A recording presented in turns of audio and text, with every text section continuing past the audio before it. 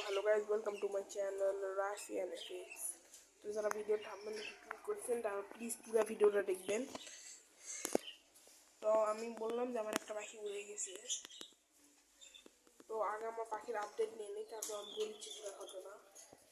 তো কুসুম 5টা ডিম দিচ্ছে, 2টা আমি ফেলে দিছি, বাচ্চা হলো না, বাকিগুলো হতে পারে নাও হতে পারে, বাচ্চা হয় না এমনিতে।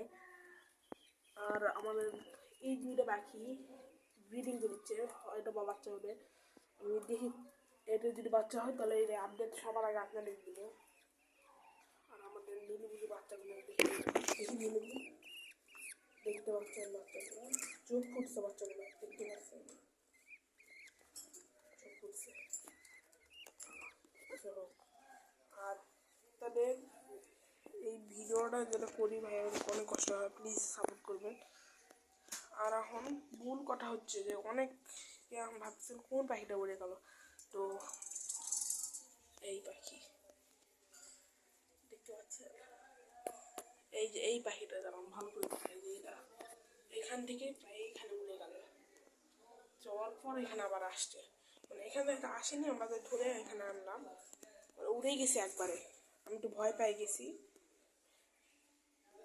তো এটা কিভাবে উড়ে গেল অনেকে এখন ভাবতে পারে, এই যে খাসার যে গেটটা দেখতে পাচ্ছেন, ও এরকম করে খুলে এরকম করতে পারে, এরকম করতে পারে। এটা এখন টালা কিনে আমরা লাগিয়ে দিব। কেমন দেখেন, আমার এর আগে একটা পাখি উড়ে গেছিল, এই বেগুনেরই কেউ হবে, বাচ্চা না হলে বউ এরকম কেউ একটা হবে, উড়ে গেছে।